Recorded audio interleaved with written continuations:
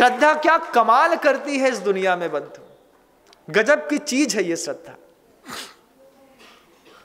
आप सोचिए, बड़ा सौभाग्य है उन लोगों का जो आज गुरुदेव की सन्निधि में रहकर के उनके साक्षात दर्शन कर रहे हैं, लेकिन उनका भी बहुत तीव्रतम सौभाग्य है बंधुओं जिनको गुरुदेव की पवित्रतम आज्ञा मिल रही है।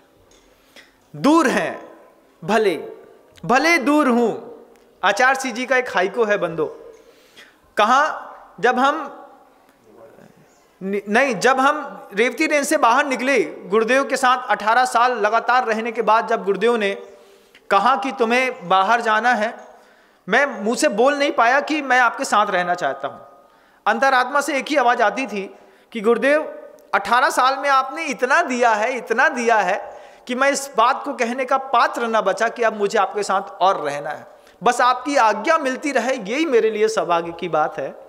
गुरुदेव से हम बाहर निकले जब होकर के, आचार्य सिंह जी को भी उस दिन मुझे ऐसा लगता है कि रात में नींद कम आई होगी जब उन्होंने एक साथ करीब 20 लोगों को बाहर किया था।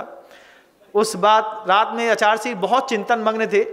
फिर दूसरे दिन गुरुदेव ने संकेत भेजा, बोले वो देखो वो नम्र वहां जा रहा है, नम्र को ये हमारे एक हाइको भेज देना, वो हाइको जो हमारे जीवन का प्राण आधार है।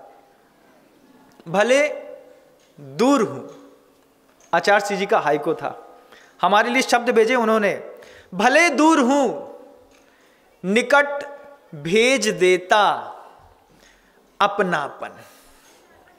ये 17 अक्षर की ऐसी पंक्तियां थी कि गुरुदेव ने वो पंक्तियां जब सौम्य सागर जी महाराज को दी और सौम्य सागर जी महाराज ने एक छोटे से कागज में लिख करके मेरे पास भेजी कि आचार्य सिंह जी ने कहा है कि ये हाइको विनम्र तक पहुंचा दो, तो आप इस हाइको को पढ़ लें। हम 10 महाराज उस समय निर्माण की यात्रा में निकलने वाले थे और बस इतना सा हाइको, उनको लग रहा था बार बार कि ये इतने सालों के बाद मुझसे अलग हुआ है और एक भी बार इनसे ये भी नहीं कहा कि मुझे आपके चरणों के पास रहना है।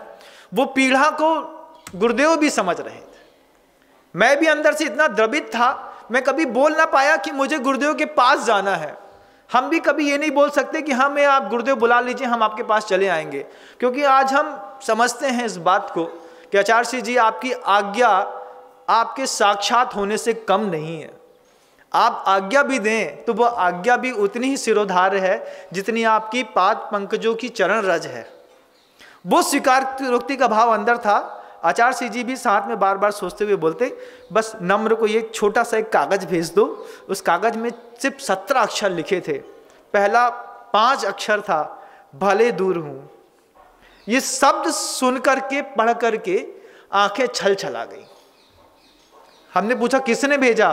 बोला गुरुदेव ने आपके लिए विशेष हाइको बनाया। भले दूर हूं शब्द भेज दिया।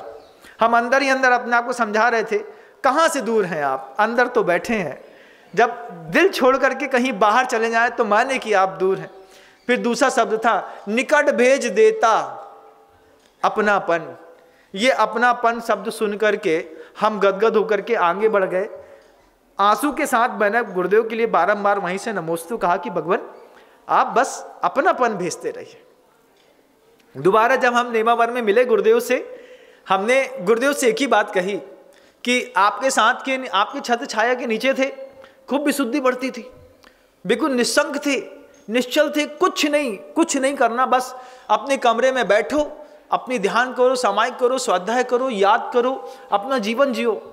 एकदम से इतना वजन आ गया कंधे के अंदर, कभी गलती हो जाए, कभी हम गलत बोल बैठें, कभी हम कुछ गलत कर दें, कौन जवाबदार है? हमने आचार्य सिंह जी से पूछा कि आपकी अनुपस्थिति में जिन शासन के विपरीत में अगर कोई काम हो जाए मुझसे, कौन जवाबदार है आप बताइए। आप क्या मुझे बाहर से देखते हैं? आचार्य सिंह जी क्या बोलते हैं, मैं अपने कमरे में जरूर बैठा रहता हूं, लेकिन मैं देखता तो सब रहता हूं कि कौन कहां बैठ करके क्या कर रहा है। गुरुदेव के शब्द थे, बोले तुम्हें क्या लगता है कि तुम खातेगांव में बैठे थे और मैं इंदौर में बैठा हूं? मैं वहां अपने कमरे में बैठ करके भी सब कुछ देखता रहता हूं, मुझे सबके बारे में सब ज्ञात होता है।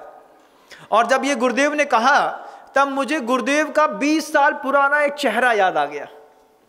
गुरुदेव उस समय अपने कमरे में बिल्कुल खाली बैठे थे नेमावर में। किसी की हिम्मत नहीं थी 20 साल पहले गुरुदेव के कमरे के अंदर चला जाए। बाहर से एक बेंच लगी थी, खूब भीड़ थी। आचार्य श्री जी बस ऐसा नहीं, ऐसा करते हैं, ये हो गया, ऐसा ऐसा करना है। अकेले हैं और उनके मुख से छोटे छोटे शब्द निकल रहे हैं और उंगली चल रही है। ऐसा लग रहा है जैसे अंधेरे में एकांत में वो किसी देवताओं को या किसी को कोई संकेत भेज रहे हो। मैंने वो दृश्य देखा गुरुदेव का। वो दृश्य देख करके मैं आश्चर्यचकित, मैं बाहर जाकर के पूछा महाराज जी से, महाराज जी आचार्य जी अकेले बैठे हैं और बात कर रहे हैं। आचार्य दूसरे महाराज जी बोलते हैं किससे बात कर रहे हैं? हमने को कोई नहीं है, लेकिन आचार्य जी बोल रहे हैं ऐसे, इसको ऐसा कर लो ठीक हो जाएगा, ऐसा होता है, इसकी मेरा आशीर्वाद है। हमने कहा ये क्या कर रहे हैं? वो दृश्य मुझे उस समय याद आया जब गुरुदेव ने अभी मुझसे पिछले साल कहा कि मैं कहीं भी बैठा हूं मुझे सब दिखाई देता है। तब मुझे लगा कि आचार्य परमेष्ठी की ऐसी दिव्य ज्योति है कि उनका शिष्य पूरी दुनिया में कहीं पर किसी भी कमरे में कहीं पर भी बैठा रहे, उनकी नजरों से वो बच नहीं सकता।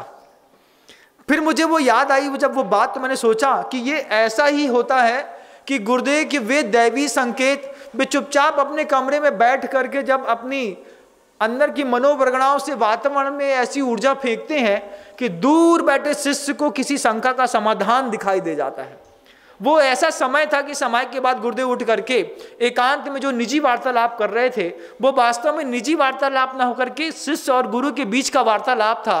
किसी शिष्य को कोई संदेश भेजना था, सामने कोई संदेश वाहक दिखाई ना दे रहा था। उन्होंने अपने मनोयोग को पूरा स्थिर किया, अपना आसन लगाया और एक चलते फिरते जिनालय के रूप में शब्द की वर्णाएं खेरी। शिष्य तक वो संपदाएं पहुंचती रहीं, आज भी पहुंचती रहती हैं। बंधुओं, कमरे के अंदर इतना विशालतम गुरुदेव का जब चित्र लगा रहता है, किसी भी समीकरण, किसी भी उलझाव का कोई भी समाधान चाहिए, गुरुदेव की उस मनोहारी छवि को देख करके एक ही बात सोचता हूं कि गुरुदेव आप होते इस समस्या का उपाय क्या मिलेगा?